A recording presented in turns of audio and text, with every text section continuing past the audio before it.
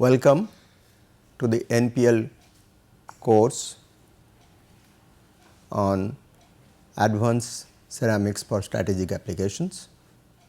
This is H.S. Maiti welcoming you to this particular course. To start with, we will discuss some introductory concepts about ceramics, their properties, their characteristics. Then we will come to the different classes of ceramics, different materials available to us, and also the major raw materials from which these materials are prepared. And finally, we will discuss some of the basic principles of manufacturing techniques of these ceramics.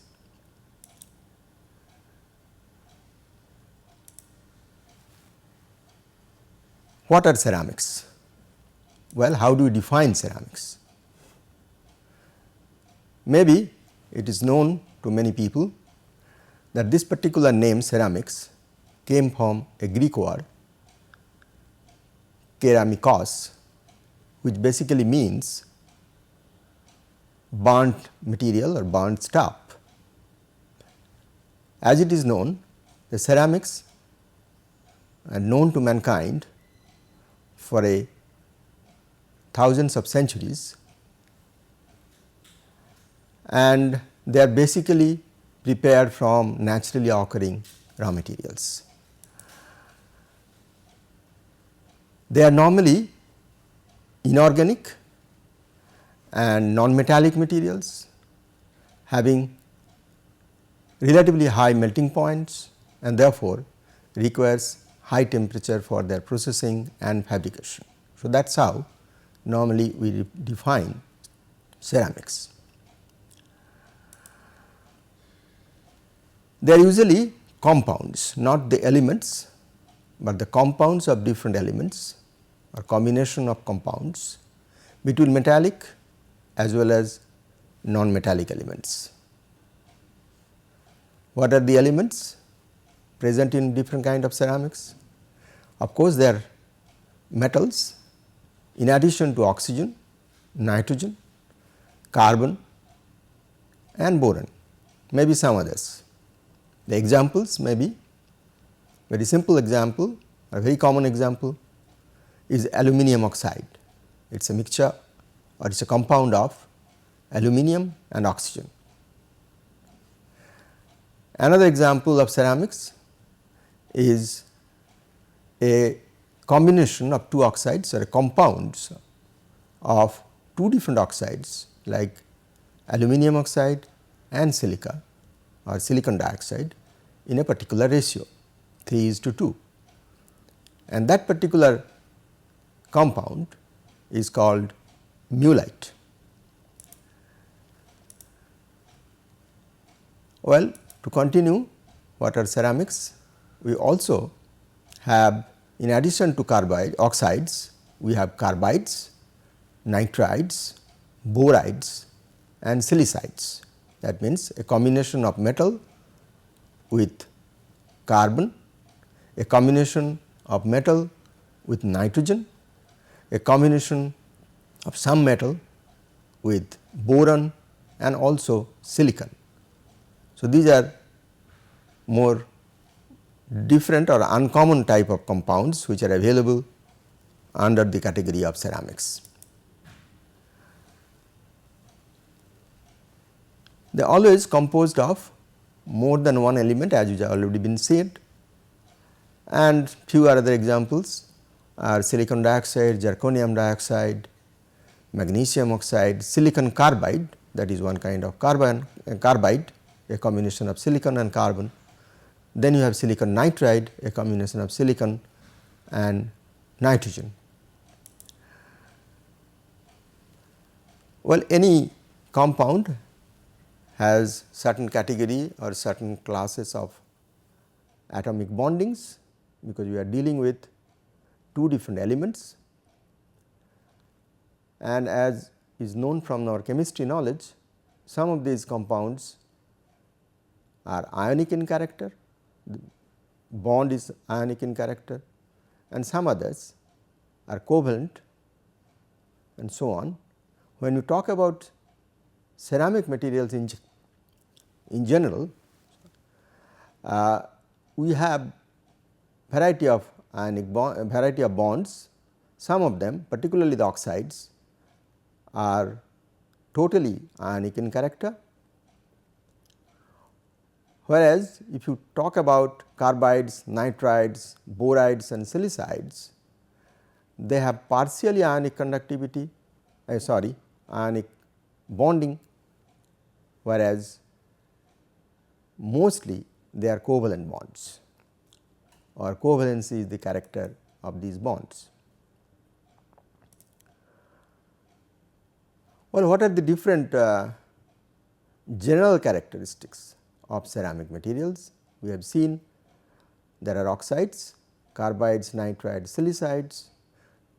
Can they have some common features? The most important characteristics of any ceramic material that it is brittle. It does not have the necessary plasticity like metals or other plastic materials. So, it cannot be extended, or it can be deformed, it cannot be deformed. The deformation is very little before it breaks. So, that is the characteristics of brittleness, and all ceramic materials have this particular property. Then you have another very important property. In general, most of the ceramics are chemically inert. They do not react with other chemicals or environment, and therefore, they are quite stable, chemically very stable materials mostly. They have long life, they are durable for a long time. So, that is another good advantage so far as the ceramic materials are concerned. In addition, they have very high strength. Of course, when you talk about strength, we have to define what kind of strength it is. Ceramics are very strong when a compressive load is applied. However, if you apply a bending load or a tensile load, they are quite weak. So, unlike metals or even polymers, ceramics have this kind of a weakness, although they are very strong under compressive load, but they cannot be bent. Then the brittleness comes in. In addition, they are hard and therefore wear resistance or abrasion resistance. They can be abraded, they cannot be abraded, they can abrade other materials.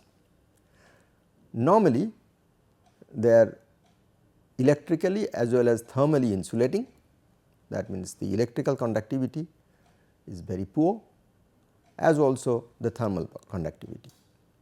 Refractory nature means it is basically high temperature resistance. As per definition, ceramics are high melting materials and requires high temperature for their processing, and therefore, refractories are the most common candidate material to be used as a refractory material for lining of furnaces, particularly where a very high temperature has to be withstood. Chemically stable, as you have already mentioned, and that is why they are durable also. And so far as the magnetic properties are concerned, most ceramic materials are not magnetic, but there are exceptions. These properties are, however, not common to all ceramics. In fact, ceramics as a group has the widest variety of different physical and chemical properties. We will discuss them, what are the different extreme properties. Sometimes ceramics are insulating, as I have just mentioned, but not necessarily all the time. There are groups of ceramics which are semiconducting, others are conducting almost like metals, and then few decades back, about 2-3 decades back, we have also got a completely new range of ceramics which are superconducting. So, ceramics as a group has a very widest spectrum of different physical and chemical properties, and that will be discussed in next classes.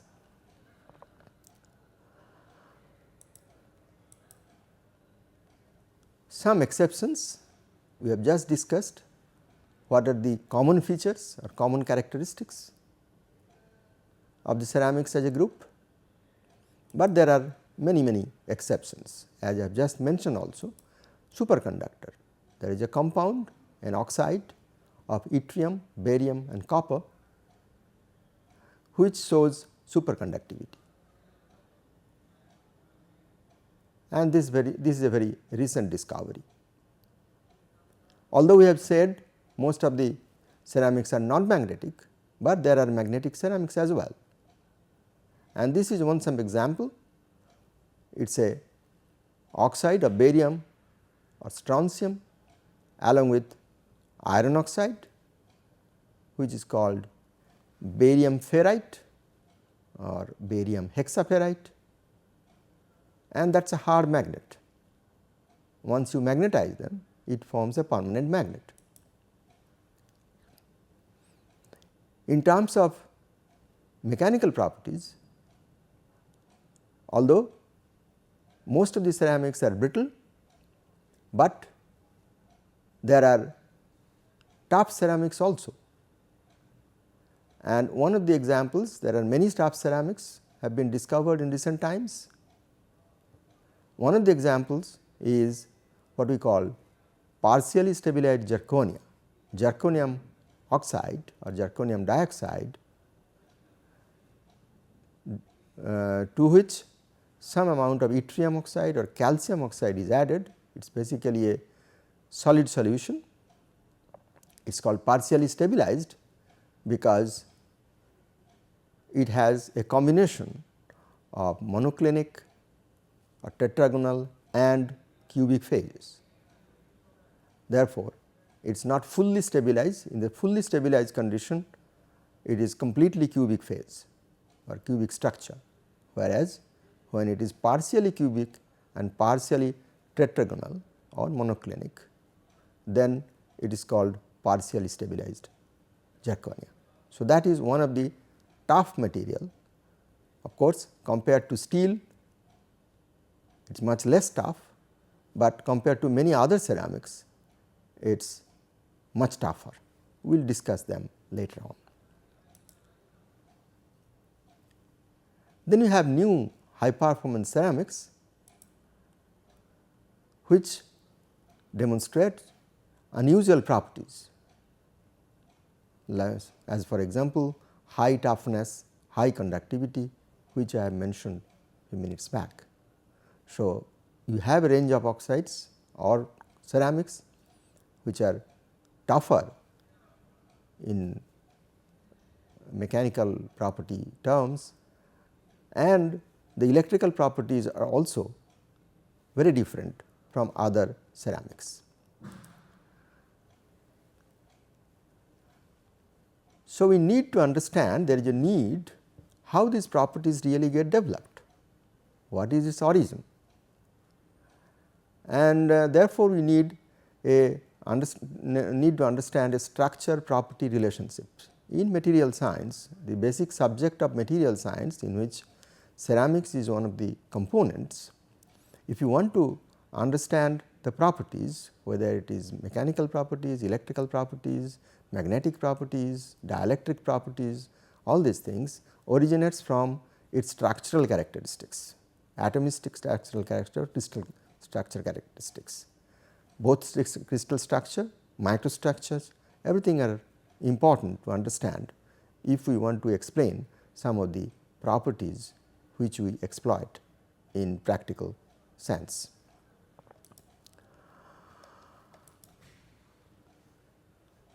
So, having known that there are variety of properties, variety of materials from the chemical or the bonding point of view, we must know how to classify them. Can we categorize them under different groups? Yes, we can certainly categorize them under different groups. So, ceramic material as a whole can be grouped under two important subgroups. What is called, the one group is called traditional ceramics, the other is called advanced ceramics. This course is particularly on advanced ceramics. So, most of the time we will spend on advanced ceramics. However, we must differentiate, we must be able to differentiate what is it, how it is advanced, advanced relative to what. In fact, advanced related to traditional ceramics. So, we must know what is traditional ceramics and also how to differentiate the advanced ceramics from the traditional ceramics. So, let us look at it. We classify traditional ceramics again under different heads like red clay products, white clay products, refractories, then you have cements and also abrasives. These kind of applications have been known for a long time, particularly red clay products, because many of them, particularly red clay as well as white clay, they use the most crude form of raw materials which are available in nature. For example, red clay products, they are basically ordinary clay available in nature at different parts of this earth's crust or earth's surface. We will discuss in a few minutes how exactly the ceramics are prepared. Ceramics are basically starting materials are powders and they get consolidated, and then one of the major steps of bringing in strength to ceramic materials is what we call firing or heating to high temperature. So, this red clay, the common clay, when you heat to high temperature, maybe about 800 to 1000 degrees centigrade, they convert to a strong body having a red color, and this red color basically comes from iron oxide. So, the clay which is normally available contains a lot of iron oxide, and when it is fired it produces the brick, what you call the brick red color. So, all the products prepared from normal clay or common clay are known as red clay products because of the red color, and they are the most crude way of ceramics, although they are known for a long time, but they are the most crude way of ceramics.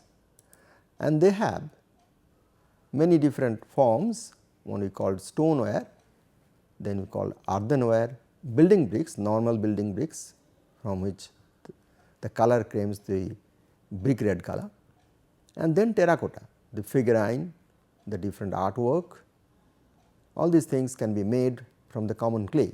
So, they are grouped under red clay products. However, there is another variety of clay which are relatively pure form of clay,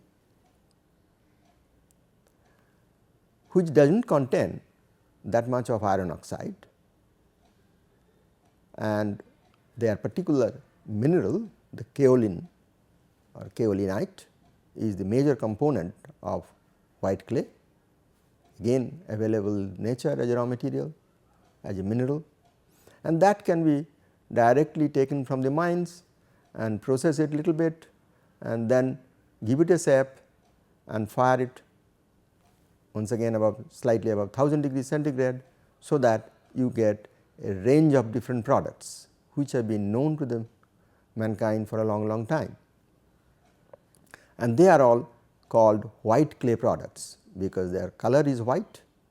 They of course can be colored, by addition of control amount of coloring elements, but in general they are white in color, and therefore, sometimes the whiteness itself is an attractive feature of these products, for example, in crockery or in tiles, sanitary wares. Electrical insulators, of course, the electrical insulators are not white in color, as all of us know. Electrical insulators are brown in color, and they have been intentionally colored by addition of certain oxides again. So, these materials, the basic raw material, are white clay products, or in other words sometimes we call them porcelain products. We will find what are the different components of this white clay products or porcelain products, sometimes called white wares. Sometimes they are also called triaxial porcelain, because they require 3 different ingredients. We will discuss that later. So, in addition to red clay products, you have white clay products. Then there are others which are used for high temperature applications called refractories, and once again they will have several subgroups depending on at what temperature they can be used, what is their melting point or softening point. Fire clay is another kind of clay, once again available in nature or in the form of a mineral, and that mineral can be directly fired to high temperature and form a sap. So, it has some amount of aluminum oxide and some amount of silicon dioxide that forms fire clay. In fact, ceramics have been classified in terms of their alumina content, alumina or aluminum oxide. Aluminum oxide, the content of aluminum oxide actually determines the temperature up to which it can be used. Higher is the aluminum oxide content, higher is the temperature it can resist, and therefore, the temperature, or in refractory terminology it is called refractoriness. The refractoriness of high alumina refractory is more than that of fire clay refractory. In addition, the another oxide again which is available in nature, magnesium oxide. In fact, magnesium oxide is not as such available, it is magnesium carbonate which can be calcined or heated to high temperature to form magnesium oxide, and that magnesium oxide is also a very good refractory material extensively used for steel making. So, these are the different varieties of refractories which has been known to mankind for quite some time. Then we have another group of traditional ceramics which has been known once again to the human beings for a long time, and as you know, cements is one of the most important building materials used today for all kinds of structural applications, whether it is building, bridge, roads. Cement is another very important group of ceramics which is used, and one of the highest tonnage materials produced across the world. It is basically a combination of calcium oxide, silica and aluminum oxide, and it forms what they call a pozzolanic compound or pozzolanic property. It develops a pozzolanic property, so that when it reacts with water it forms a hard mass. So, it is a cementitious property is develops just by adding water to it. Of course, it needs high temperature for its preparation. Just by mixing aluminum oxide, silica or silicon dioxide and calcium oxide will not form cement. It has to be fired, it has to be heated to a very high temperature of let us say 1600 degrees centigrade. So, that is another variety of traditional ceramics which has been known for quite some time. Others, the last one in this group is abrasives, primarily because ceramics in general are hard. So, it can scratch any other surface, particularly the metal surfaces. Any metal surfaces can be scratched by a ceramics. Of course, there are different varieties of ceramics, some of them are little softer than the others. So, in case of ceramics or the abrasives, we use the harder variety of ceramics. So, these are the groups of traditional ceramics and the different kind of raw materials or the compounds we use. The next group, which is basically the topic of this particular course, is advanced ceramics. Now, what are these advanced ceramics and why they are called advanced ceramics? There are two subclasses of advanced ceramics. One is we call it electro ceramics, the other is structural ceramics. As the name suggests, the electro ceramics actually deals with the electrical properties. There are variety of electrical properties, as I mentioned few minutes back. So, we need, or there are large variety of properties which can be exploited for industrial purposes or application point of view, and those things where electrical properties is the primary properties which is exploited, they are called electro ceramics. And under that group you have various applications areas, various properties as well as their application areas.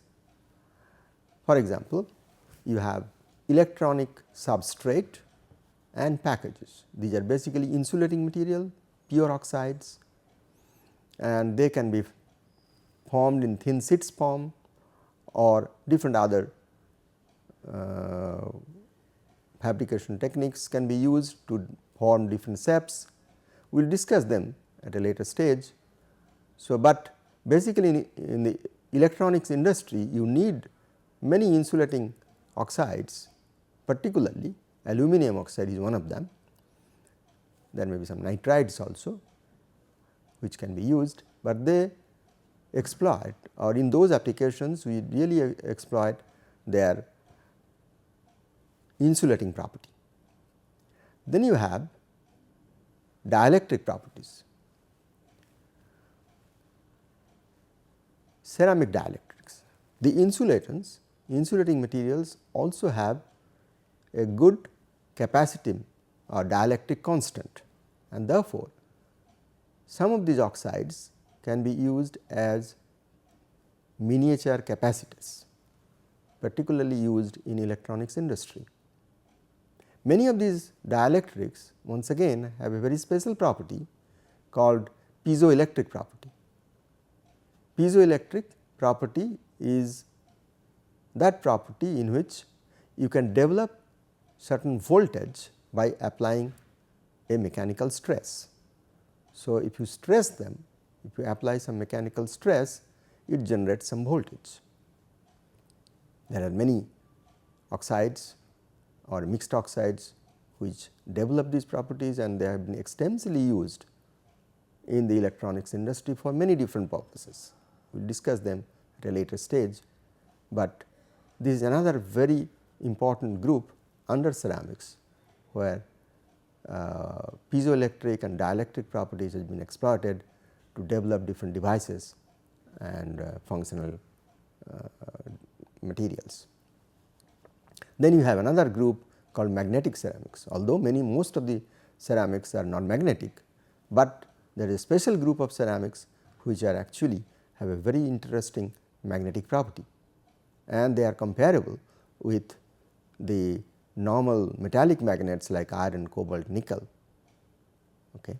And they can be used both as a temporary magnet or electromagnet, also as a permanent magnet. One example I have shown you little bit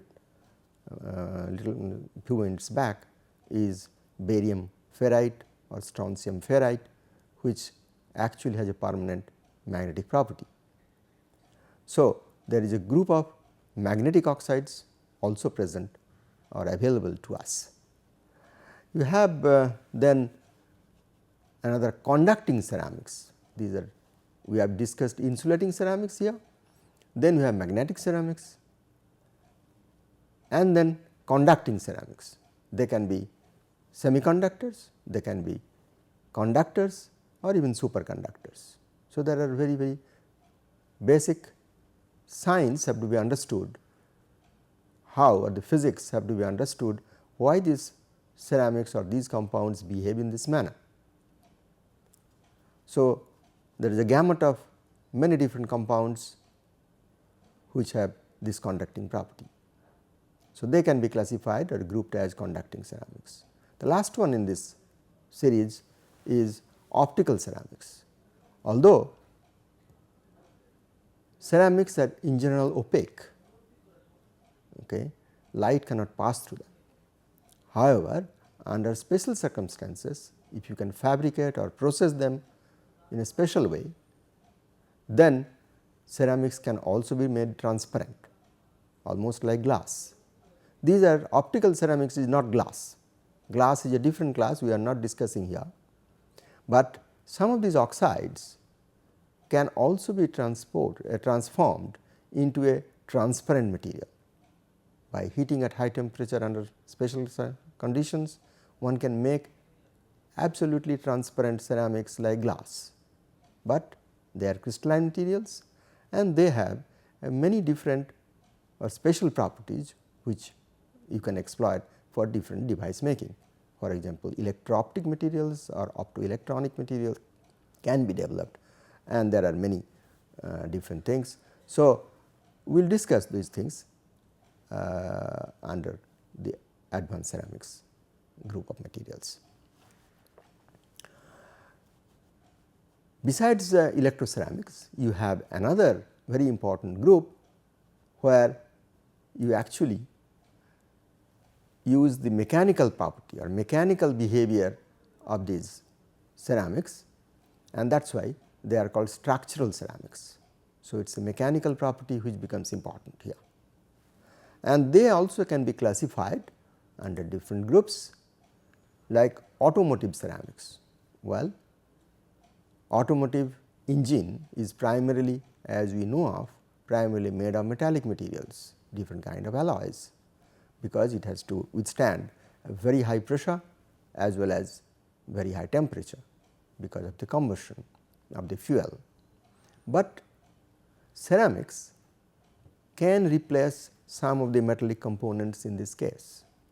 One of the advantage of ceramics is it can withstand high temperature, and therefore, much better than metallic materials, and therefore, it has an advantage, it has an edge over the metallic materials. In addition, under compressive load they can also withstand very high pressure or very high stress, mechanical stress.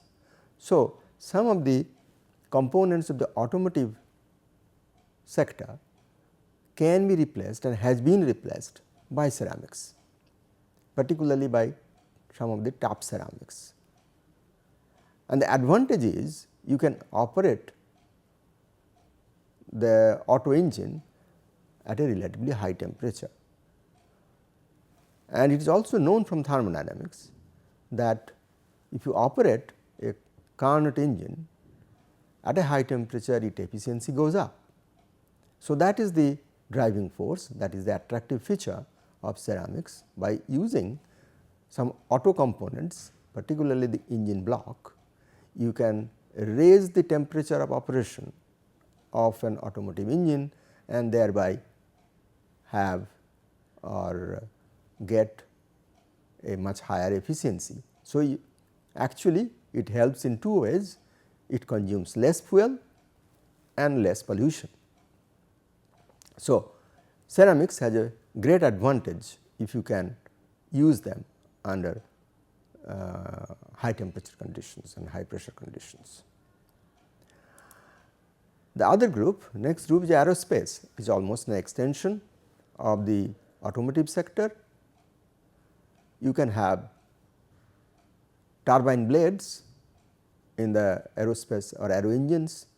The turbine blades are normally made of very high quality metallic alloys, but it has its own limitation so far as the temperature of operation is concerned. If you can coat them with the ceramics which can resist much higher temperature,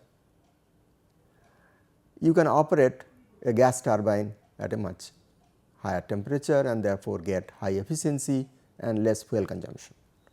So, this is one again another attractive feature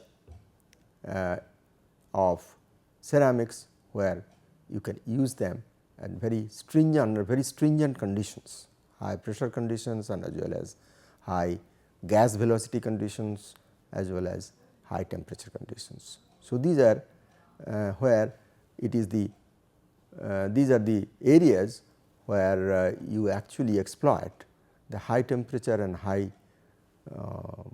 strength condition or thermomechanical properties of ceramics to generate a better or more efficient engines.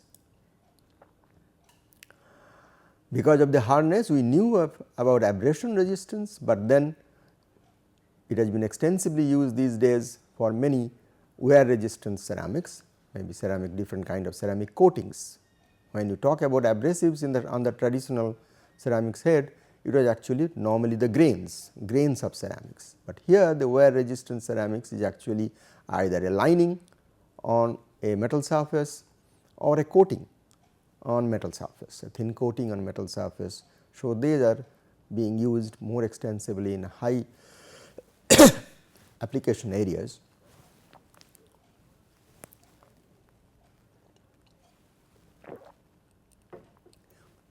As wear resistance coatings or sometimes as tiles.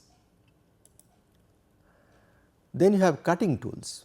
Once again, the high temperature and high strength property, the thermomechanical property of ceramic compounds or ceramic materials are exploited in making high performance cutting tools, high speed cutting tools, because it generates at the cutting tip, it generates very high temperatures. When you are trying to cut metals or turn metals with some cutting tools, ceramics is a much better option than the normal tool steels.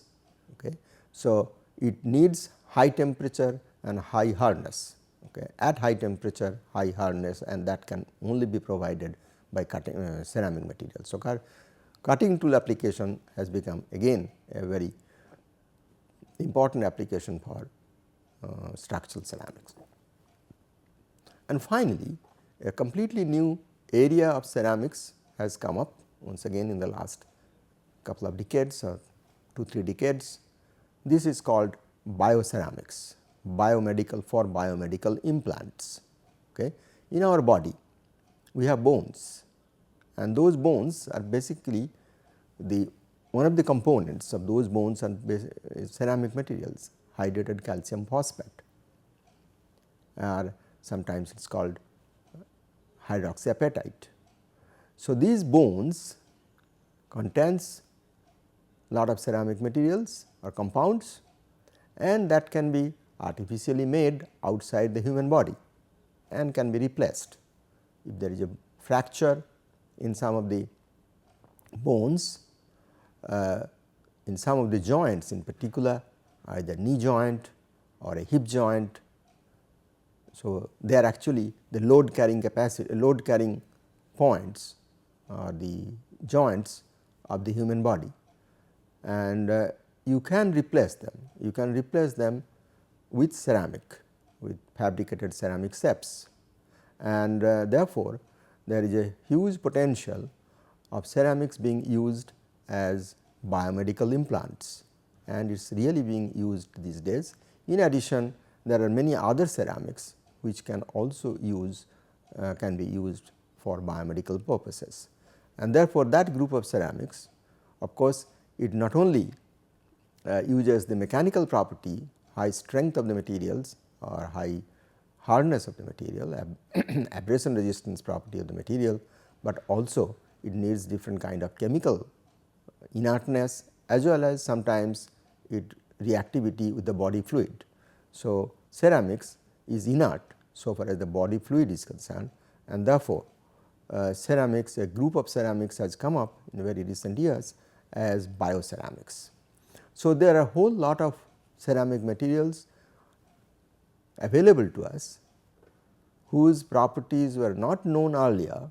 Maybe 50 years back we are not knowing many of these properties of these oxides and carbides or nitrides, but now we have understood many different properties, and naturally more and more application areas are coming up. So, that actually forms the so called advanced ceramics, okay, which is quite different from the traditional ceramics which we have discussed few minutes back. Well, to start with the different classifications, as I mentioned earlier, there are oxides, there are carbides, there are nitrides, all of them are grouped together under ceramics. So, among the oxide ceramics, we have earlier mentioned, once again I am re-emphasizing that there are aluminum oxide, there are magnesium oxide, there are zirconium dioxide.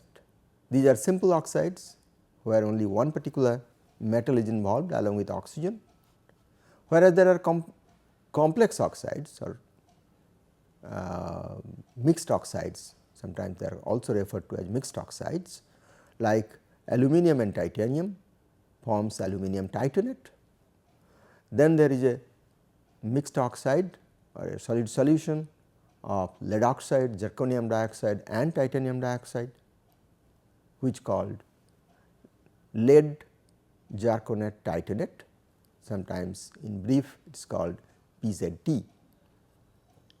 You have silicate ceramics. Silicates are basically used in traditional ceramics, most of the silicates, because they are naturally occurring, some of these silicates are naturally occurring, and porcelain is one of the areas where silicates are very much extensively used. But in addition, you have more purer variety of oxides like magnesium silicate or 3Al2O3 2SiO2, it is a mixed oxide of aluminum oxide and silicon dioxide, and a particular compound or particular mineral is called mullite. These have different properties. Once again, they can be used as a refractory material, high strength or high performance refractory, or these are possible it can be used in some of the insulating components. Well, besides oxides you have carbides and nitrides, and there are many different carbides, some of them have been already discussed. So, here is boron carbide, one of the hardest material next to diamond. Okay. The boron carbide is one of the hardest material next to diamond, and it is an industrial product. Silicon carbide is extensively used as a structural material or structural ceramics, and then you have tungsten carbide, which has been known for quite some time, but it has also can be grouped under ceramics. It is because it is basically a carbide. These carbides are tungsten carbide been used as cutting tools for a long time, but today some of the tungsten carbide has been used by or replaced by other more advanced ceramics like silicon aluminum oxynitride or even silicon nitride and so on.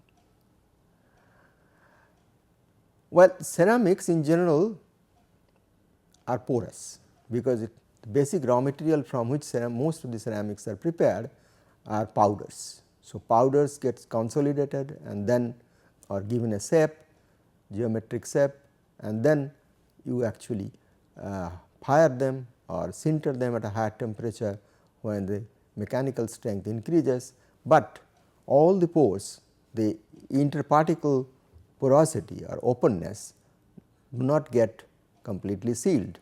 So, you do not get a completely dense ceramics all the time. It's you need special attention to make completely dense materials, but in general you start with porous materials. So, ceramics are in general porous. We will see at a later stage how this porosity can also be utilized for many different industrial applications, but generally porous or the general tendency is to reduce the porosity. Sorry. So, you have open pores. Okay. In silicon carbide you can have open pores, and these pores sometimes have to be sealed, or you have to make a dense material, and for that there are different techniques, like you add some additional material. So, you have silicate bonded silicon carbide, recrystallized silicon carbide and nitride bonded silicon carbide. In most of these ceramics, many a times you use some bonding material, because bonding is always difficult in ceramics, because particles or fine powders have to be bonded together, so that you get a strong material. So, these are different kind of bonding mechanisms or bonding philosophy by which one can make a dense material. These are silicon bonded silicon carbide, silicate bonded. Then you have recrystallized, that means you heat it to very high temperature, so that you do not need any other bonding, but they themselves bond together. That is what you call recrystallized silicon carbide.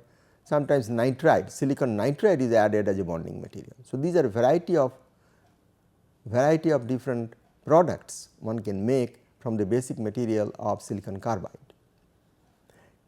On the other hand, you have dense silicon carbide, where a liquid phase has been added, some dopants have been used, different oxides been used, they form a liquid phase at a very high temperature and then fill up the pores, and that is why you get a dense material. Sintered silicon carbide is once again you at a very high temperature, just like recrystallized silicon carbide. This is also a high temperature sintered silicon carbide. Silicon infiltrated silicon carbide, that means at a high temperature silicon melts and then fill up the pores in between the interparticular space.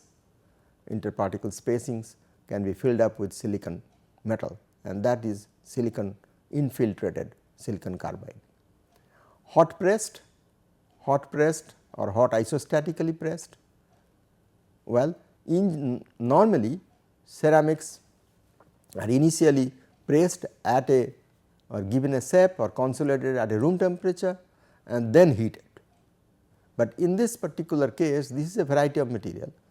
There is a particular type of material in which material is pressed or consolidated and heated simultaneously, and therefore, you can get a much finer grain material, and this material has a much better mechanical property than the normally porous materials.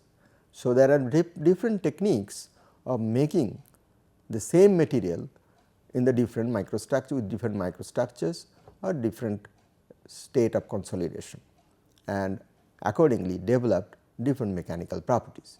So, microstructure is a very important aspect of preparing or developing structural ceramics. We will discuss them again in greater details at a later stage. Nitride ceramics, we have discussed oxides, we have discussed carbides, and these are the few examples of nitride ceramics. The simple one is the silicon nitride, and then you have oxynitrides. So, it is a combination of silicon, aluminum and oxygen, okay. Or you can have aluminum nitride. So, these are all different covalently bonded materials and having a very high strength as well as high temperature property. So, there are nitrides of different types, we will take examples of that at a later stage.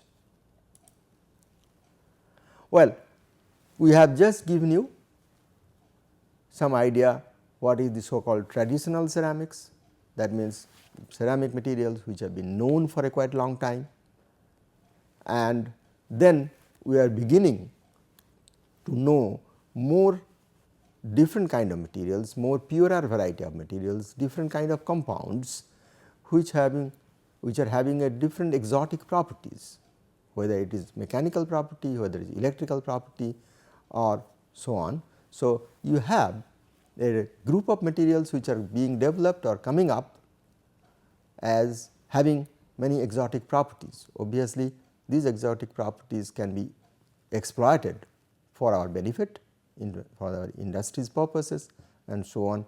So, there is a clear distinction between one group of traditional ceramics, where the raw materials are primarily clay based products or the natural raw material, naturally occurring raw materials, whereas there is another group of materials, pure oxides, synthesized compounds like nitrides, carbides, they are not available in nature as such.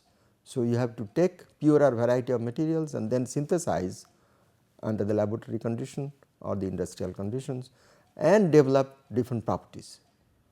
So, we will not be discussing in this course about the traditional materials anymore, but we will focus our attention to the exotic materials, specially prepared materials, so that you can develop a unknown properties and exploit them for our benefit. So, there is a development which is taking place over centuries, right, and this is the kind of graph one can plot. You can say, so far as the material use is concerned, the whole spectrum of the centuries can be divided in different parts. We started with Stone Age, then came pottery or white wares, then came metallic materials, when we learned how to extract metal from the minerals. One came from Copper Age, where the bronze came in, it is an alloy of copper and zinc, and then came the Iron Age, when we understood mankind came to know how to extract iron. It is one of the largest or tonnage materials, tonnage wise the largest group of materials produced by mankind and used for different structural applications. So, this is how it got developed over the centuries. These are all before Christ, BC. And then there is a lull period, not much of development took place so far as the new materials are concerned. Then of course, after iron one could find out the advantageous properties of steel, and then suddenly there is a extensive development or extensive knowledge so far as the new materials are concerned. We could understand the property of semiconducting property of silicon. Then we also came to know about the polymers, which are a group of materials itself, and then photonic materials. Photonic materials are basically like optical fibers, they are basically glass fibers. Okay. So, glass were known, but the basic property or the development of glass fiber became known only about 40-50 years back.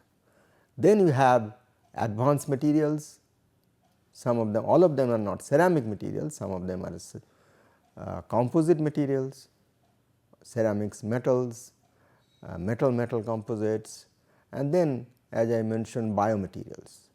Biomaterials also includes, I gave the example in context of the ceramics, but ceramic materials are not the only materials which can be used as biomaterials. Biomaterials can contain metals, polymers, composites and so on and so forth. So, this steep rise is coming up and is continuing now with the explosion of knowledge, the explosion of scientific knowledge which we have been generating over the few decades.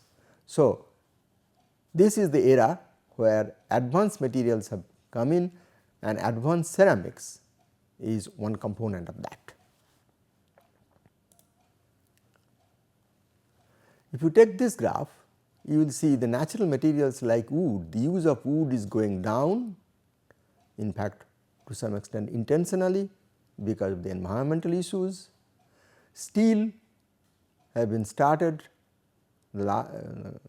couple of centuries back, and then you have an increase in their use, but around 1987, 80s or 90s it got a peak, and currently it is dropping.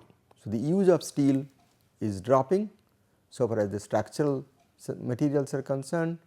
Some of it is getting replaced by plastics, but many of them are getting replaced by composites and ceramics. So, ceramics has not been specifically mentioned here, but these advanced materials actually constitute a major component is ceramic materials, right. So, the use of advanced ceramics is increasing, and it is expected to increase for quite some time now. As you can see, this graph has been extended beyond 2050.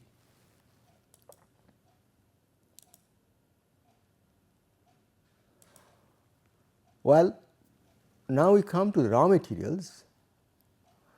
The raw materials for the traditional ceramics, because we have discussed about the traditional ceramics and advanced ceramics, and we have to try to differentiate from the property point of view, but there is a strong dependent on the raw materials used for this. Okay. And there are different components of raw material, particularly in traditional ceramics. As I mentioned some time back, there are, we call sometimes that triaxial porcelain, because there are 3 different components of this composition. Okay. One is plastic material, and there is fluxes. There are different purposes for which they are used, and then you have fillers, or which provides the basic mechanical strength to the body, ceramic body. Okay. So, these are 3 components of the whiteware body or the traditional ceramic material. One is the plastic material, another is the flux, and there is fillers. So, the plastic material is basically clay or talc, is another silicate, basically magnesium silicate, hydrated magnesium silicate, and then you have feldspar, that is again another mineral which used as a flux because it melts at a lower temperature, and then we have some non-fluxing materials like quartz. Okay. So, these are the 3 components normally used as a raw material for the traditional ceramics, and they are all naturally occurring. It needs little bit of mineral beneficiation, and then can be directly used for the product fabrication, whether it is crockery, whether it is tiles or sanitary wares, and so on. So, with this we close this lecture so far as the traditional ceramics is concerned. In the next lecture, we will see what are the different raw materials used for advanced ceramics, and then what are the different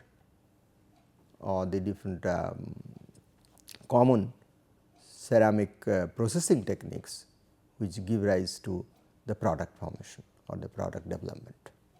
Thank you.